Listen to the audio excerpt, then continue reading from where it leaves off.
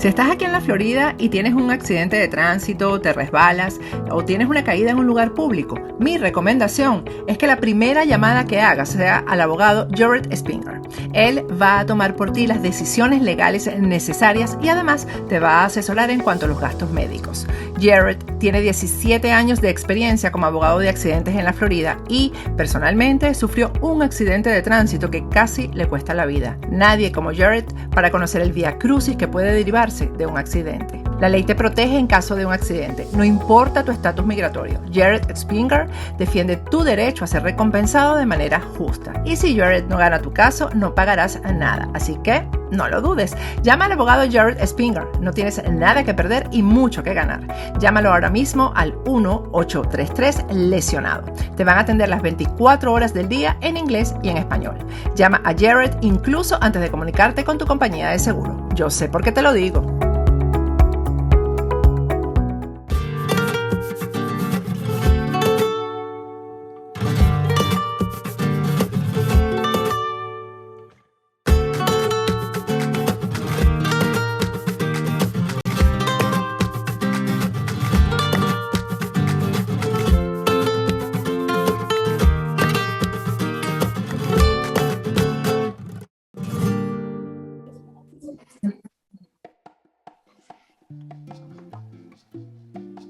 Buenos días, amigos y amigas de Café de Economía.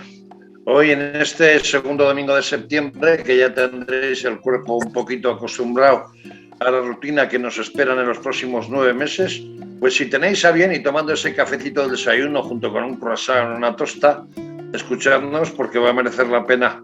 Si la semana pasada os hablamos de la gestión del gobierno y que teníamos en España un gobierno tormentoso, hoy os vamos a seguir hablando del gobierno, y no somos típicos, pero vamos a hablar de las consecuencias que puede tener la gestión del gobierno para todos los españoles y muy especialmente para las rentas bajas, porque si empezamos a mirar cómo está el panorama, os recuerdo que el pasado jueves por la noche tuvimos la luz a nada más y nada menos que 151 euros por megavatio. A este paso tendremos que ir a atracar al banco para pagar a las eléctricas y también que el gobierno se lleve un 50% de impuestos que tiene de la factura de la luz. Pero de todo ello vamos a hablar con nuestros contertulios habituales. En este caso está Alicia González, que es la portavoz de Asuntos Sociales en el Congreso de los Diputados y también de la Comisión de Asuntos Económicos. Está José Vicente Mari, que es el portavoz de Presupuestos en el Senado, y está también Víctor Píriz, que es el portavoz de Presupuestos en el Congreso. Y esperamos que, si llega a tiempo, porque tiene una cosa que hacer que es imposible de dejarla, nuestro Miguel Ángel Paniagua también se incorpore a la tertulia y así pues nos complementamos todos los que somos de esta tertulia económica, de esta tertulia en la que además pretendemos informar, ayudaros a que entendáis un poco las cosas. Buenos días, Alicia, José Vicente y Víctor. ¿Qué tal todo? ¿Qué tal el inicio del curso? Muy buenos días. Venga, Alicia. Con mucho lío, con ganas, el inicio del curso. Pero el inicio del curso, pues con ganas, pero mal para muchas personas, que es el objeto de esta tertulia de hoy, ¿no? Porque hay muchas personas que se han quedado atrás. Los únicos que no se han quedado atrás, pues son los asesores del presidente Sánchez, que cada vez son más y más numerosos y haciéndolo peor. Y esa es la gran lacra de este gobierno, entre otras muchas, ¿no? Pero hoy creo que es el momento de hablar de aquellos que el gobierno efectivamente está dejando atrás. Y tú, Víctor, vienes del Día de Extremadura el pasado miércoles, en el que una vez más ha aparecido por ahí el tren y parece que lo van a hacer para pronto, pero ese pronto, ¿cuándo será? ¿Dentro de un siglo? Porque bueno, la verdad es que el miércoles fue el Día de Extremadura y realmente todavía me pregunto qué celebramos en Extremadura, el Día de Extremadura.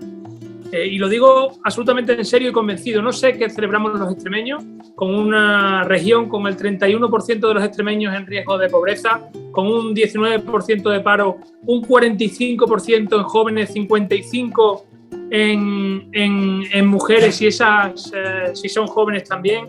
Una región que no está conectada ni por tren ni por avión con el resto de España, solo por carretera, que este gobierno nos quiere poner de peaje. En fin, no sé qué celebramos los extremeños el Día de Extremadura. Un presidente que sale a mentir a todos los medios nacionales, dice que ha invertido 1.000 millones de euros en los últimos 3 años Pedro Sánchez en AVE. Dicen los presupuestos. Bueno, para empezar, los presupuestos han sido los de Mariano Rajoy, si fuera verdad, pero es que ni con Mariano Rajoy, que se incrementó muchísimo la financiación, pero no llegaba apenas a 500, y a 450 la ejecución. Se lo demostré ayer con datos del gobierno. No sé de qué celebran, no sé de qué celebramos, me da mucha pena porque nuestra región está muy adormecida por un régimen que llega a todas las capas, que llega a los medios de comunicación, que llega a sindicatos, que llega a empresarios, y que nos cuesta mucho que lleguen los mensajes. Pero yo creo que al final los extremeños, con el tema, por ejemplo, que vamos a hablar hoy, pues queda muy claro quién está por ayudarles y quién no. Hablando ya del tema que nos ocupa, que es el hecho de cómo afecta la gestión del gobierno a las rentas más bajas, y contestarme inicialmente cualquiera de los tres. ¿Cómo, o sea, la factura de la luz, como decía al principio del programa, está a 150 euros? Parece ser que los autónomos no van a percibir las ayudas que se precisan para reflotar sus empresas, teniendo en cuenta además de que venimos del COVID, venimos de la pandemia y todavía la economía está medio gas, pero por un lado les van a subir las cuotas y por otro lado pues parece que las ayudas prometidas desde entes autonómicos o bien desde el gobierno no van a llegar. ¿Qué panorama me hacéis de lo que nos pueden afectar a las clases, vamos a decir, a las rentas bajas? Y por otro lado, ¿qué perspectivas veis del último cuatrimestre del año en cuanto a cómo va a estar la economía? Que empiece el que quiera. Bueno, pues cómo funcionan los perjuicios para las rentas bajas cuando gobierna el Partido Socialista. Y ahora, escuchando a Víctor hablar de Extremadura, él habla desde el sentimiento, ¿no? Y hemos visto cómo son las políticas que perjudican a las rentas medias, a las rentas bajas en nuestro país. Lo vimos en Andalucía durante 40 años y le hemos podido dar la vuelta con el gobierno de Juanma Moreno en esta legislatura, y lo vemos en Extremadura con el paréntesis del gobierno de José Antonio Monago, solo 4 años, ¿no? Pero la verdad es que el resto de muchos años de gobierno socialista pues ha generado esta situación que ponía de manifiesto Víctor, un 31% de paro y una conciencia de la sociedad civil muy adormecida, ¿no? Que es lo que se genera. ¿Por qué? Porque cuando se hacen políticas desde la izquierda se tiende a adormecer a la sociedad y se plantean conceptos mágicos. Nadie queda atrás. Recuperación justa. Eufemismos de este tipo, ¿no? Que al final lo que esconden es una política que en el fondo perjudica a las rentas medias y bajas, ¿no? Lo estamos viendo, una política de expansión excesiva de demanda, sobre todo en un momento en que engarzamos 2 crisis, la del 2008 y la de ahora, pues genera tensiones inflacionistas, y sabemos que la inflación es el impuesto de los pobres, ¿no? Que se llama, o sea, el efecto en la factura de la luz que nadie puede pagar, ¿no? Hay que ser rico para pagar la factura de la luz. Y al mismo tiempo, políticas de protección de rentas, que es verdad que en esta crisis teníamos que hacer, pero si se hacen solo políticas de protección de rentas, no se prevé la salida de esas políticas, como por ejemplo no se prevé la salida de los expedientes de regulación temporal de empleo, pues tenemos un problema. Y si no se hacen las reformas estructurales, pues al final la economía no aguanta ese nivel de gasto estructural, y los primeros perjudicados, los primeros siempre, aunque la izquierda se llene la boca de los ricos, los primeros perjudicados son las rentas medias y bajas. Alicia, estamos en un momento en el que todos hablábamos de los fondos europeos, todos hablábamos de que iba a venir el maná desde Bruselas, pero parece que esos fondos llegan en poca cuantía. Desde esa perspectiva, tanto autónomos, hostelería y otro tipo de sectores, ¿cómo se van a encontrar de cara a este inicio de tramo, vamos a decir, hasta el final de 2021? ¿Van a tener posibilidades de reflotarse o bien con esa incluso subida del salario mínimo interprofesional que pretende el gobierno van a rematar la faena en cuanto a destruir más empleo y empresas? Esto es que la situación es dramática y ahora decía José Vicente que estamos en un adormilaos, yo diría que en un efecto placebo del verano, el sol, el turismo que se ha reactivado de alguna manera, pero es un espejismo, eso no es real, ¿no? Y luego si a eso le añades efectivamente, pues por ejemplo, los fondos europeos que no van a llegar y que van a llegar tarde y que no se van a poder ejecutar y que al final no hicieron caso, no escucharon las recomendaciones del Partido Popular, de Pablo Casado, para la agencia independiente. O sea, eso le añades además que llevamos una proposición no de ley al próximo pleno, que los 7.000 millones de ayudas prometidos por Pedro Sánchez en el mes de marzo de este año, que llegaban ya un año tarde, todavía no llegan a las personas y a las empresas que deberían de haber llegado, que no llegan al 90% de los autónomos de España, pues esto es que lo único que puede hacer es empeorar. Pero si además nos vamos, por ejemplo, al ingreso mínimo vital, que estuvo bien en su momento aprobarlo, pero ha sido un fracaso, que ha hecho ya un año desde que se aprobó, que dijeron que llegaría a 800.000 familias y la burocracia, la pésima gestión, al final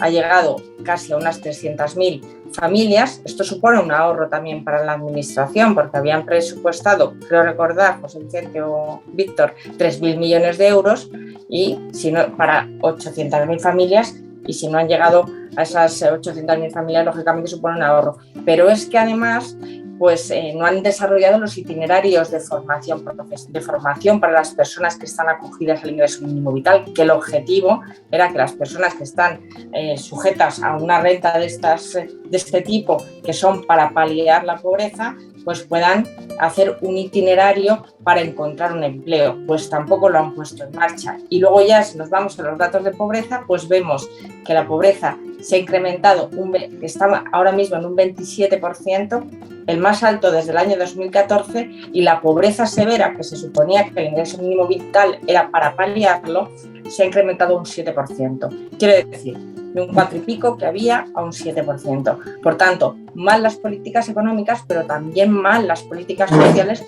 Lo visten de eslóganes, pero finalmente pues Pedro Sánchez quiere exhibir músculo con los fondos europeos y al final pues lo que vemos es un presidente con una política que es fofisana. Bien, de alguna otra manera esa no llegada, o que nadie sabe a qué se van a dedicar esos fondos europeos, porque se habla mucho de ellos, pero no sabemos cuánto va a llegar a la industria, cuánto puede llegar a nuevas tecnologías o a las comunidades autónomas y demás. Y además lo cierto es que por otro lado también nos vamos a encontrar con una subida impositiva importante y no podemos olvidar que en ciertas ayudas que han tenido muchas familias españolas a raíz del COVID, como pueden ser los ERTE y demás, también eso va a tener una cierta influencia importante en cuanto al impuesto de la renta de las personas físicas. De esta manera, ¿veis que vayamos a la recuperación o todo es más bien algo espejo y algo de propaganda? Eugenio, lo que viene por delante es un rebote, más que una recuperación. Lo hablaba el otro día, la semana pasada, José Vicente. Estamos en modo rebote. Para que haya recuperación tienen que darse otras circunstancias absolutamente diferentes y no se están dando.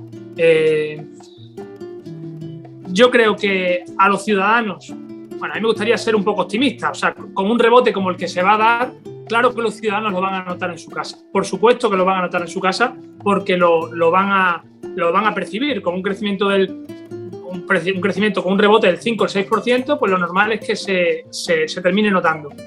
Pero también van a notar todos los efectos de las políticas socialistas. Quiero decir, cuando han ido a pagar el seguro del coche este año, le subió del 6 al 8% el impuesto de los seguros. Cuando se toman una Coca-Cola, le han ido subiendo la Coca-Cola. Quiero decir, las rentas medias y bajas están notando de forma dramática y van a notar los efectos de la política de la política de Sánchez. Cuando hagan una compra por internet lo están notando. El dinero que tienen en el banco se lo están retribuyendo al 0%. Dice, es que en España estamos en cifras récord en muchos años de ahorro, por derivado de la pandemia, claro. El mes de julio ha sido uno de los meses récord de ahorro y se puede decir que es un mes de vacaciones, no el más fuerte de los dos, pero sí eso, y el mes de julio ha sido récord completo en ahorro, ¿no?, de las familias. Pero los que tienen rentas altas pueden derivar ese ahorro a invertir en mercado inmobiliario, invertir. Los que tienen rentas medias y bajas, ese ahorro no lo invierten, ese ahorro lo depositan en cuentas pues a largo plazo, pero están retribuyendo a cero o en negativo. Quiero decir, al final es una crisis o una situación que están pagando principalmente ellos, como la de la tributación conjunta que proponían subir 1.150 euros a cada familia, como la luz, como la tarifa regulada que están pagando 11 millones de españoles, 11 millones de familias, a los que les van a crujir durante estas semanas que vienen por delante, o los padres que estamos pagando los libros de nuestros hijos a unos precios absolutamente indecentes por las subidas que se han dado. Esta inflación que se va a producir, Eugenio, la van a pagar principalmente. La inflación se dice que es el impuesto de los pobres, luego si quiere entramos en detalle de por qué se dice que es el impuesto de los pobres, pero la van a pagar principalmente rentas medias y bajas, eso está clarísimo. Porque lo que decíamos, al final hoy estamos en que los españoles pagan más impuestos, están más endeudados, porque una de las salidas de la crisis puesta en marcha por el gobierno el año pasado fue el endeudamiento, ¿no? Volver a apalancar, ¿no?, con préstamos ICO, o sea, pagan más impuestos, están más endeudados y pagan más facturas. Pagan facturas mucho más altas. Y la inflación tiene un efecto.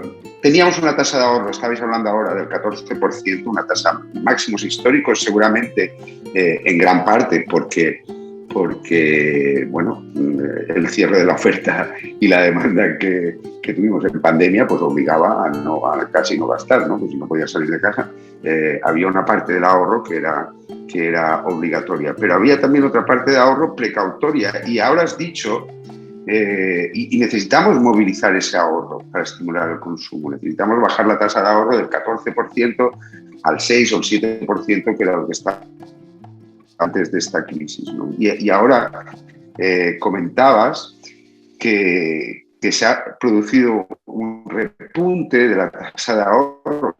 Claro, es precautorio, ya es de, ostras, más miedo si las facturas me cuestan más. Claro, si las facturas me cuestan más, tengo que guardar un poco más dinero para hacer frente y llegar a final de mes, ¿no? Por tanto, ese es uno de los grandes efectos de las políticas expansivas de demanda. Hacer políticas inflacionistas genera esto, ¿no? Y afecta, evidentemente, directamente a las rentas medias y bajas. ¿Cómo podéis explicar desde un punto de vista que sea entendible que a la contra del resto de las comunidades autónomas, la Comunidad de Madrid y su presidenta Isabel Díaz Ayuso haya querido anular todos los impuestos de la que corresponden como tasas a la comunidad autónoma? ¿Cómo puede entender esto el ciudadano de a pie? Hombre, yo creo que es un esfuerzo que hace la comunidad autónoma, porque bien lo sabe José Vicente y Víctor, que cuando tú suprimes impuestos propios, lo que haces es que dejas de recibir esos ingresos y por tanto tienes un poco que reajustar tu gasto y tus cuentas, ¿no? Pero yo creo que la política del Partido Popular, siempre que gobernamos y donde gobernamos, es precisamente eso, ¿no? Que el dinero esté en el bolsillo de los ciudadanos, ¿no? Y yo creo que en esa línea otros presidentes de comunidades autónomas del Partido Popular pues están, y así nos lo han explicado otros consejeros, los consejeros de las comunidades autónomas de Hacienda que han participado en esta tertulia, Eugenio, que han suprimido impuestos, han incrementado los beneficios fiscales, las deducciones fiscales, con el fin ese. Y en cambio en otras comunidades autónomas, pues seguro que José Vicente en Baleares o Víctor en Extremadura saben muy bien que la política es totalmente contraria a las comunidades autónomas en las que gobierna el Partido Popular. José Vicente, tú que... Sí, tú que... O sea, Díaz Ayuso. Sí. Sí, continúa. Y la Comunidad de Madrid, yo creo, en mi opinión, el éxito un poco de la política de la Comunidad de Madrid ha venido determinado por hacer un análisis correcto de la balanza que había que establecer entre la lucha contra el virus y las restricciones derivadas de esa lucha contra el virus y la necesidad de mantener un determinado nivel de actividad económica, ¿no? Yo creo que esto ha sido determinante. ¿Por qué? Porque le ha permitido a la Comunidad de Madrid hacer política de protección de rentas, dar ayudas, pero en menor medida, porque evidentemente había mayor actividad económica, ¿no? Y al mismo tiempo ha hecho lo que los grandes países europeos han hecho en esta crisis, que es bajar impuestos para estimular la actividad, y como han hecho los presidentes de las comunidades autónomas del Partido Popular. Por tanto, y además sigue lanzando un mensaje y dice, oiga, mire, tributos propios en la Comunidad de Madrid ya no van a haber, ¿no? Es verdad que eran unos tributos muy pequeñitos, desfasados, pero bueno, es que los socialistas, aunque estén desfasados, los dejan y los suben y no hay problema, ¿no? Porque pues, si el tributo no tiene ninguna consistencia, ¿para qué tiene que estar? ¿No? Que es lo que dice Díaz Ayuso, ¿no? Y el mensaje, claro, es de reactivación. El mensaje que se lanza a la actividad económica es de estímulo y es de, oye, hemos de generar crecimiento porque esto genera empleo, y si genera empleo, pues se pueden financiar mejor las políticas públicas. Víctor, antes de que me preguntes, te voy a añadir un poquito. Tú que eres de una región como Extremadura, en la que Extremadura tiene el salario mínimo interprofesional, la falta de ayudas, uno de los que va a sufrir mucho va a ser el campo. ¿De qué manera se puede reactivar el campo? Que es otra de las bases importantes en esta nueva situación que vamos a vivir a partir de ahora, porque quizás es muy dependiente de las ayudas del PAC, es muy dependiente del mercado y de otro tipo de situaciones, porque claro, si sube todo, el campo también tiene costes, pero los agricultores reciben muy poco, ¿no? Sí, el campo extremeño, no sé el campo en otras comunidades, y Alicia es de una comunidad muy de campo, el campo extremeño o se reformula o muere. O se reformula o muere. Y a mí no me gusta ser negativo, ya he sido antes positivo con el futuro económico de nuestro país.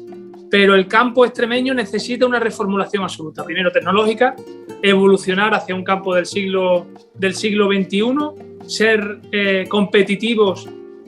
No somos competitivos en una parte muy importante del precio, que es la logística, porque no tenemos ferrocarril, porque nuestros productos salen todos por carretera y al precio del combustible salimos de mercado. Es mucho más barato comprar un tomate de Marruecos aquí que comprar uno de aquí, de mi pueblo, de Talavera Real aquí.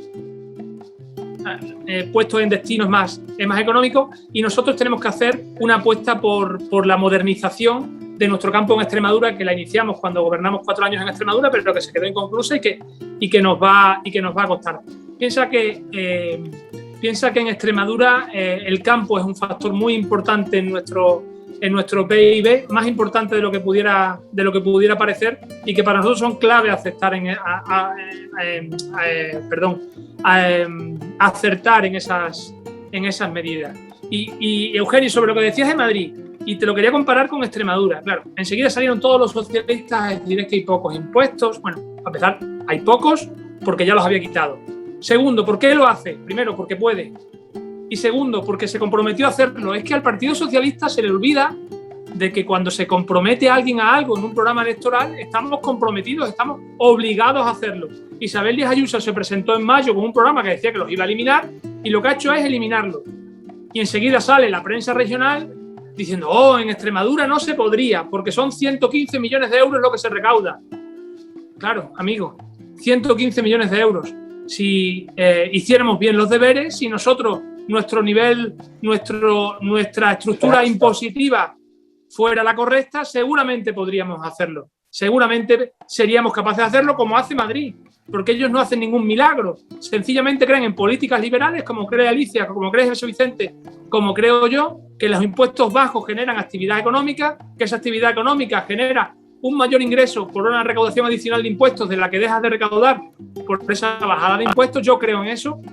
Cuando hablo del AFER en la Comisión de Hacienda, Alicia lo sabe, se ríen un poco de nosotros, pero bueno, Madrid es un ejemplo de que funciona, de que impuestos bajos generan una recaudación adicional, y en Extremadura no se hace porque no pueden, porque sencillamente no podemos, porque necesitan cada euro y estripar al extremeño que paga, que no son todos, ni mucho menos todos los que deberían, y lo aprietan al máximo. Hay que tener en cuenta, amigos de Café de Economía, que en los próximos días vamos a ver un montón de propuestas económicas, vamos a ver una convención del primer partido de la oposición, del Partido Popular, hablando de medidas que como alternativa a la manera de gobernar. Uno de esos gurús que va a proponer esas medidas es nuestro amigo y compañero José Vicente Mari. José Vicente, tú que estás encargado de parte de los temas económicos en esa convención y que de alguna u otra forma estáis perfilando ese programa económico de alternativa que puede tener el Partido Popular, en la actual situación económica que está en España, ¿de qué manera podemos hacer que esas clases bajas y en sí la economía pueda empezar a ser competitiva, o por lo menos tenga un rebote que dé lugar a que se ponga en un puesto de lanzadera para volver a ser lo que fuimos antes de la pandemia? Mucho, pero vamos, ya te digo yo que yo en la convención no participo más que Víctor, porque somos los portavoces de presupuesto del partido, no te creas que...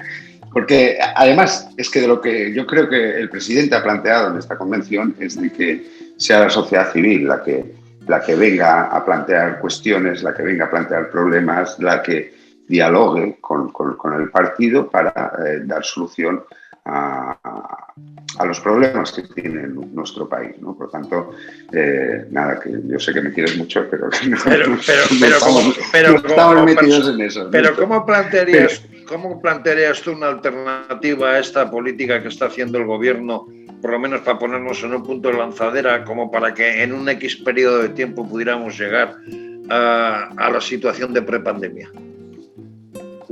La alternativa es clara y es la que venimos proponiendo, ¿no? desde el Partido Popular. En una situación de gravísima crisis económica derivada evidentemente de la pandemia, donde aún pues parece, o es verdad que parece que empezamos a controlar la pandemia fruto de la vacunación, pero que bueno, aún hemos de seguir estando pendientes, ¿no? Pues en esa situación lo que hay que hacer es apostar por una nueva transformación de la economía y de la actividad económica, una nueva transformación definitiva de nuestro país, ¿no? Y eso hacerlo a través de las reformas estructurales en nuestra economía que nos permita corregir los desequilibrios, y una reforma fundamental es hacerlo con impuestos bajos, ¿no? Y eso el Partido Popular propone una amplia reforma fiscal para estimular el crecimiento, y la generación de empleo, ¿no? Y al mismo tiempo pues corregir los desequilibrios, ¿no? Aquí los socialistas siempre nos preguntan, oiga, pero usted ¿cómo? Pero es que esto es imposible. Si usted quiere prestar servicios públicos de calidad, tiene que subir impuestos, ¿no? Y nosotros decimos, oiga, no, mire, le vamos a explicar cómo se cuadran las cuentas. Hay que hacer, evidentemente, políticas de mejora de nuestros servicios públicos y para financiar esas políticas de mejora de los servicios públicos lo que hay que hacer son reformas estructurales en la economía. Lo que hay que hacer es generar crecimiento, generar empleo. Porque si no, ya lo hemos visto en otras etapas del gobierno socialista, al final se cae el chiringuito. Al final es imposible aguantar todos los servicios públicos si no tienes crecimiento, si no tienes generación, si no tienes empleo, ¿no? Estos días, por ejemplo, salía la cifra comparativa en comunidades autónomas de cuántos activos soportan cuántos pensionistas, ¿no? Claro, cuidado. Y se veía claramente que había comunidades gobernadas por el Partido Socialista que es que no llegaban a 1:1, ¿eh? O sea, un activo por un pensionista. Y en cambio hay otras comunidades que sí que pues un activo aguanta tres pensionistas, ¿no? Esto es así siempre. Y olvidar que es necesario, que es necesario el crecimiento, y que para el crecimiento no te puedes dormir, como hacen, yo pongo en marcha subsidios y ya está. No, oiga, usted ponga en marcha subsidios en un momento que hay que poner en marcha subsidios, muy bien, pero para aguantar los subsidios y para quitar subsidios, es decir, porque lo mejor no es que la gente esté subsidiada, lo mejor es que la gente pueda trabajar y pueda diseñar su proyecto de vida, ¿no? Pues para eso, y para hacer crecimiento, impuestos bajos, desburocratización, hay que dejar de intervenir hasta el mínimo detalle la actividad económica, porque es imposible. Alicia, tú que eres portavoz de Asuntos Sociales, el gobierno con la pandemia y comunidades autónomas han prometido muchas ayudas, muchas medidas de ayuda a empresarios, a pymes, a hostelería, ayudas que no han llegado incluso a personas que se metieron en situación de ERTE. En tu opinión, ¿qué ayudas no se han gestionado bien y qué propuestas de ayudas desde tu sector de asuntos sociales propondrías o comentarías como necesarias a las sociedades en la actualidad? Bueno, la verdad es que la radiografía que tenemos hoy en día pues es bastante desoladora, aunque se ven, no diría yo brotes verdes, aunque algunos querrán verlos, y la euforia de Pedro Sánchez o de la ministra de Turismo, que va a comparecer la próxima semana en el Congreso, como si después de 290 días sin comparecer, casi 290 días sin pasar por el Congreso a comparecer, pues la verdad que el panorama es bastante desolador. En primer lugar, por el número de parados que hay ahora mismo, más de 268.000 nuevos, y al fin y al cabo dos sectores que están siendo muy afectados, que son las mujeres y los jóvenes, con las tasas de paro, las segundas tasas de paro más altas de Europa. Hay 2 millones de jóvenes en paro, y eso, 2 millones de mujeres en paro, y eso realmente poco se habla. Este Ministerio de Igualdad, que lo único que hace es anunciar un día sí y otro también mamarrachadas, poco se está haciendo y poco se habla de las mujeres que están ahora mismo desempleadas y que quieren trabajar. Y poco se habla también del millón de personas que no están recibiendo ninguna prestación, que yo creo que eso es un tema bastante importante. O poco se habla también de las familias numerosas que el padre o la madre están recibiendo la prestación por desempleo y que si tienes 2 hijos cobras la misma cantidad que si tienes 5. O sea, hay cuestiones que son muy sociales y que ellos abanderan esa, la bandera de lo social, y realmente lo social, como bien decía José Vicente, las políticas sociales se pueden llevar a cabo cuando la economía va bien, cuando se crea empleo. Y el Partido Popular siempre lo ha defendido. La mejor política social es el empleo, porque creando empleo podemos prestar servicios y proteger a las personas que más difícil lo tienen. Las ayudas no han llegado al 90% las ayudas, los 7.000 millones de euros, estos que anuncia 5 veces, 20 veces, lo puede volver la próxima semana al Congreso y volver a hablar de esas ayudas que no han llegado, y por lo que dice en los autónomos, el 90% de ellos no van a llegar, no les va a llegar. Y luego, según Lorenzo Amor, la mayor parte de los autónomos no van a percibir ayudas porque los requisitos hacen que prácticamente sea imposible recibir esas ayudas, ¿no? Eso es, pero Pedro Sánchez culpa a las comunidades autónomas, y eso es una barbaridad, porque es responsabilidad estrictamente del Gobierno de España, que es el que ha puesto los requisitos. Y es el que al fin y al cabo pues está perjudicando a todas aquellas familias, a aquellas pequeñas y medianas empresas, a las microempresas, a ese autónomo que lo han pasado muy mal, que lo siguen pasando muy mal. Me refiero a los sectores que tú has mencionado, al turismo, pero también el comercio, el ocio nocturno, en definitiva, todo el sector, un tejido empresarial mucho y que tiene que recibir esas ayudas. Llegaron tarde, porque hay que tener en cuenta que cuando se aprobaron o se anunciaron fue en marzo del 2021, que es que estamos en septiembre y es que no las han recibido. Y por eso el Grupo Popular en el próximo pleno va a defender una proposición no de ley para que se activen rápidamente esas ayudas y lleguen a quien tiene que llegar, que ya dijimos y denunciamos, se había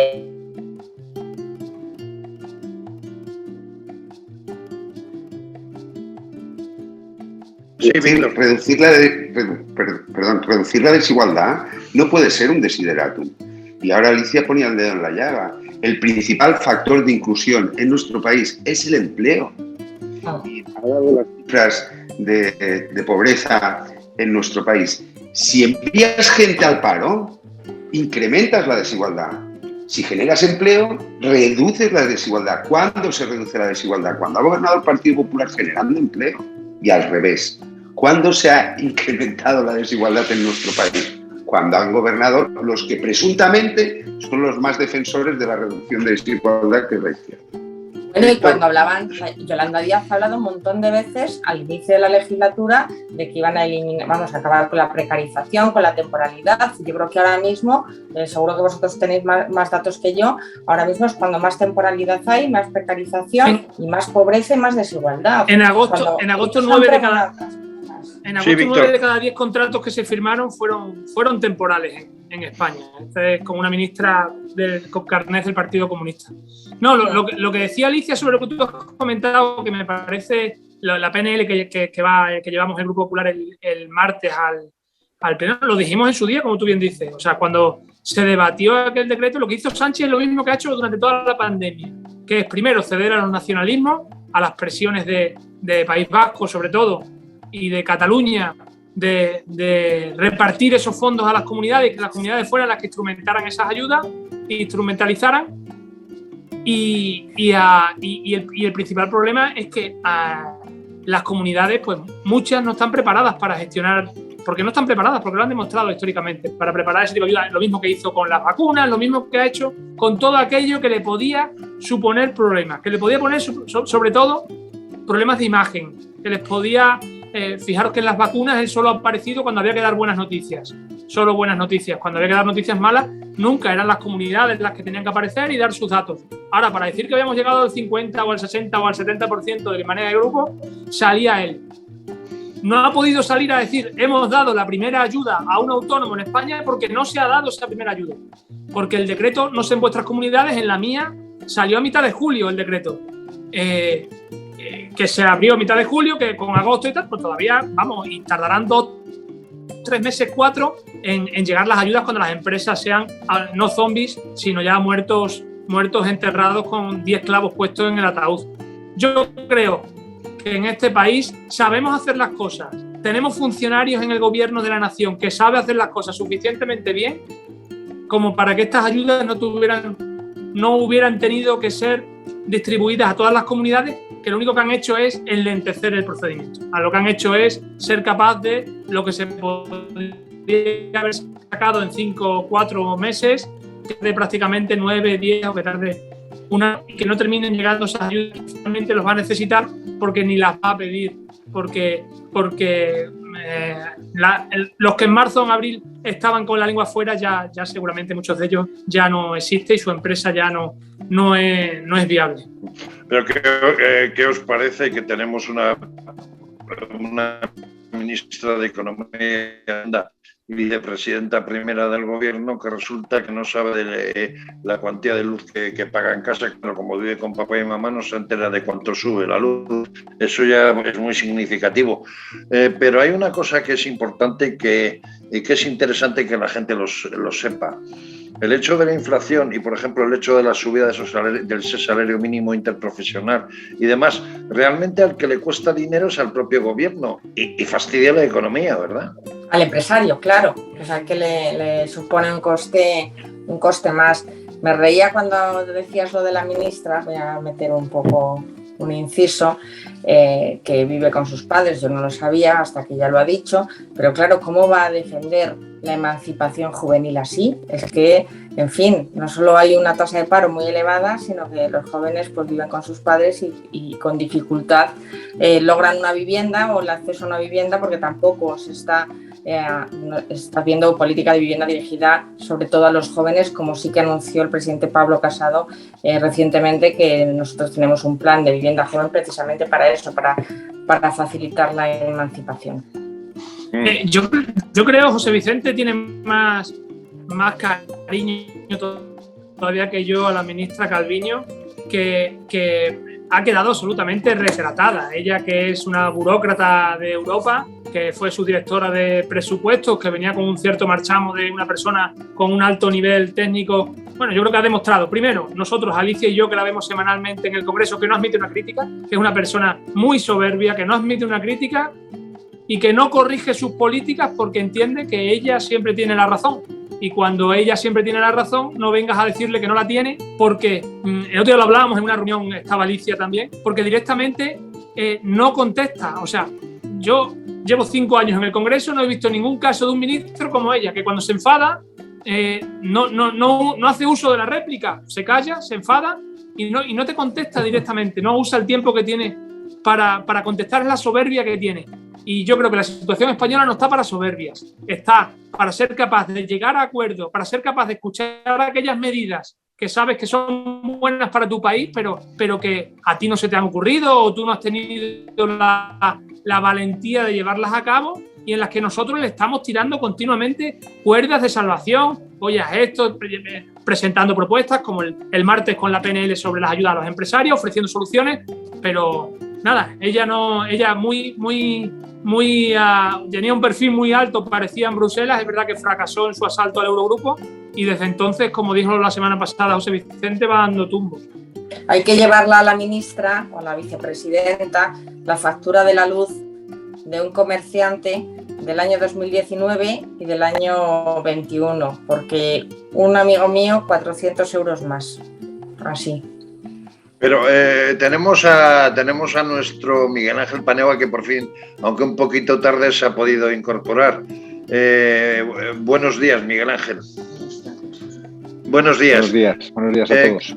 Estamos hablando de un poco de la situación económica española y de cómo afecta las medidas del gobierno a las rentas bajas, y estábamos hablando de ayudas y que se necesita de cara a que la economía mejore, evitando todo aquello que hace el gobierno. Pero yo te preguntaría, desde el punto de vista de la inflación en sí mismo, esa inflación hace daño al propio Estado. Hay que subir las jubilaciones que tiene que pagar del dinero del propio Estado, etcétera, etcétera. ¿Cómo podemos decir que debe, o sea, que el gobierno de alguna u otra manera puede paliar estos errores que está cometiendo? Porque el gobierno, paso que da, paso que parece que se equivoca y tiene que rectificar, ¿no? Sí, bueno, lo primero que debe hacer es unas buenas previsiones, que no las hace nunca, no las hizo en los presupuestos de 2021, y lo que nos tememos ahora en los nuevos presupuestos que nos va a traer al Congreso para el año 2022 es que siga en la misma línea. Si no haces bien las previsiones, al final las situaciones que ocurren durante el año acaban desbordando los presupuestos que tienes previstos, y no te dejan y no te permiten pues llevar a cabo todas las políticas que vienen dentro de los presupuestos en tema de inversiones, etcétera, etcétera, etcétera, ¿no? Entonces, lo primero que tiene que hacer es previsiones. Prever bien lo que vamos a hacer, lo que va a pasar, y para poder actuar y poder actuar en consecuencia. En segundo lugar, lo que hay que hacer es intentar controlar algunos factores que dependen de la acción del gobierno, como puede ser el caso de la electricidad, porque la inflación, con todo lo que afecta a las cuentas públicas, que nos genera más déficit y al final más deuda en el momento en el que estamos actualmente, también hace mucho daño a muchísimas familias, sobre todo a las rentas más bajas y a las personas más vulnerables. Es el principal impuesto para la gente más vulnerable, la inflación, y por tanto es en todas aquellas materias en que el gobierno puede actuar, debería hacerlo. No lo ha hecho hasta ahora y nosotros seguiremos peleando. Nosotros hemos hecho propuestas, no sé si las habréis comentado, supongo que sí, y hemos hecho propuestas para que se actúe sobre algunos de los precios que están generando esta inflación tan alta que hace tanto daño a la economía nacional. Bien. Estamos casi al final del programa, pero yo os diría, poneros en la piel de un autónomo, por la hostelería que se ha visto obligado a zonas como Mallorca o las Islas Baleares, incluso por esas restricciones de horarios, pues no ha tenido un tipo de trabajo normal ni ha podido contratar a gente, y ahora le viene el largo y duro invierno, hasta el punto de que empieza a analizar la situación y dice: me compensa continuar con el negocio porque me está subiendo la luz, me está subiendo la seguridad social, me están subiendo los sueldos. ¿Cómo puedo salir yo para adelante para que el negocio no se me vaya al traste? Desde ese punto de vista, ¿qué le podemos decir a ese autónomo? Porque parece que el gobierno no les hace caso ni les ayuda para nada. Un poco más pesimista que Víctor, y creo que un autónomo en la perspectiva de este invierno, ¿no? Y también un asalariado en la perspectiva de este invierno, lo que tiene que hacer, y nosotros intentaremos desde el Partido Popular ayudar, es atarse los machos y dar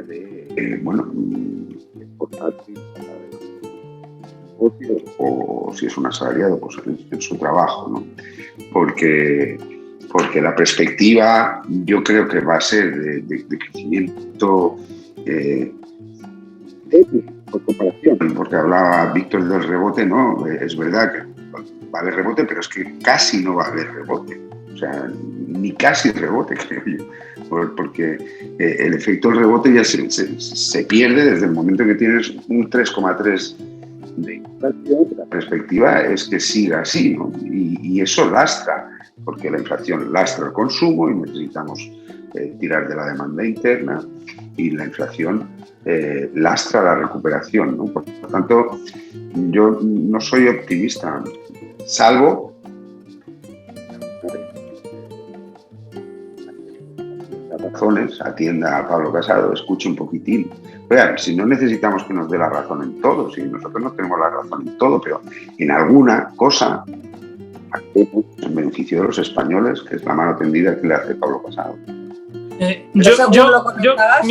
Mi optimismo no es por la acción de gobierno, mi optimismo es porque la pandemia va a mejorar, porque las restricciones van a ir acabando, y por el propio efecto de que la economía va a ir funcionando de forma normal, ya no digo ni mejor ni peor que antes, sino de forma normal. Ese efecto rebote, sea más o sea menos, se va a terminar produciendo. Hoy mismo el Banco Central Europeo ha subido la previsión para Europa cuatro décimas. Yo creo que al final lo único que se basan ahora mismo en las decisiones macro, en estas previsiones macro, es en situación de la pandemia, porque es la variable que nos está absolutamente envolviendo ahora. Oye, ¿cómo irá la pandemia? ¿Habrá sexta ola? ¿No habrá sexta ola? ¿Volveremos a restricciones? ¿No volveremos a restricciones? Yo, Eugenio, que he estado en Mallorca este verano, bueno, pues hay zonas de Mallorca que de verdad yo que he ido en otros veranos da pena, José Vicente, da pena. Al final las restricciones en el aeropuerto que el propio gobierno también de Mallorca no las entendía nadie allí cuando llegaba. Yo creo que al final han sido todos problemas para llegar a las islas, y que obviamente ese autónomo, como decías tú, ponte en la piel del autónomo, pues con una capa. Me puedo poner en la piel del autónomo con una capa y salir como un héroe, porque si no, ese autónomo de Mallorca que tiene que cerrar en octubre, que su campaña no se va a ampliar a noviembre como otros años, sino que a principios de octubre o finales de septiembre tiene cerrado su negocio hasta el mes de abril, mayo del año que viene, o con una capa o con una hucha muy grande, no tiene opción. Alicia, de alguna otra manera, en el tema de ayudas que necesitan no solamente los empresarios, sino las personas de avanzada edad y demás, pueden irse al traste teniendo en cuenta que hoy ha saltado la noticia de que uno de los socios del gobierno le pide que no se aprueben los presupuestos al sector catalán de los socios del gobierno. Hombre, ayudas no se pueden ir al traste porque hasta el momento no han llegado ayudas prácticamente a nadie, como hemos comentado, ¿no? Esos 7.000 millones no han llegado, los fondos europeos tampoco están llegando, no se sabe muy bien a quién van a llegar, y tenemos, como decías, pues 223.000 autónomos en cese de actividad. Y decías, poneros en la piel de un autónomo. Yo me pongo en la piel de un comercio abulense de recuerdos que han estado cerrando mucho tiempo, porque dependemos del turismo madrileño y dependemos del turismo internacional, y que han abierto este verano con perspectiva bueno, que las cosas, había más turismo, más movimiento, y al final, pues lo que os comentaba antes, la factura de la luz es 400 euros superior en un mes al mes del 2019, no lo comparo con el 2020, 2019. Ya solo con eso, pues el verano ha sido tortuoso, aunque ha habido turistas, ha habido mucho movimiento, era difícil encontrar una mesa para comer o para cenar en Ávila porque ha habido movimiento. Pero claro, la factura de la luz o la cesta de la compra o el pago a proveedores, eso se ha incrementado. Y ahora el invierno viene pues duro. Yo creo que complicado y difícil para cualquier autónomo que además no han recibido ni van a recibir ninguna ayuda. Esa es la verdad. Y para concluir, Miguel Ángel, el pasado miércoles conocimos un hecho que nos puede afectar a España, como es que países como Polonia y Hungría han visto congelados sus fondos europeos por problemas en temas como en intervenciones en la justicia y demás. Aquí tenemos un problema tan grave como es el del Consejo General del Poder Judicial, que Europa está venga a decir que se renueve, pero también está llamando la atención para que no lleve a cabo esas intervenciones en el Consejo que pretende el Gobierno. Una situación de estas nos puede perjudicar hasta el punto de que esos fondos europeos no llegaran. Bueno, yo creo que no. Yo creo que el Gobierno nunca va a permitir, espero que nos permita, porque ya sería el límite ya de su mala gestión, que pase una cosa así. Yo creo que al final esto será positivo, porque al final aquellas cosas que el presidente Sánchez pacta con los independentistas, con los secesionistas, con la izquierda radical vasca, todo eso, al final, algunas cosas desde Europa le van a decir que no. Si quisiera hablar con nosotros no tendría problemas con Europa, pero como siempre quiere pactar con este tipo de partidos, pues al final hay propuestas que son tan radicales que es posible que Europa nos las pare. Y yo creo que eso es una buena noticia. No sabíamos si la Unión Europea iba a ser capaz de parar los fondos europeos. Lo hablamos aquí una vez y pensábamos que no iba a ser capaz porque era un proyecto tan importante para el futuro de la Unión, pero por lo que estamos viendo sí que es capaz y que sí que va a ser restrictiva en cuanto al cumplimiento de las condiciones que nos ha exigido a todos los países, lo cual para mí es una buena noticia. Pues amigos y amigas de Café de Economía, ha sido todo por hoy porque ya nos hemos pasado del tiempo establecido. Por lo tanto, Alicia García, José Vicente Mari, Víctor Píriz y Miguel Ángel Panea, gracias por haber estado una semana más en Café de Economía y hasta la próxima, en donde seguiremos hablando de los temas de la actualidad económica e intentaremos, además de dar noticias y opinar, intentaremos que la gente entienda bien todo aquello que queremos decir. Gracias por todo y hasta la semana que viene. Gracias. Gracias. Hasta la semana que viene.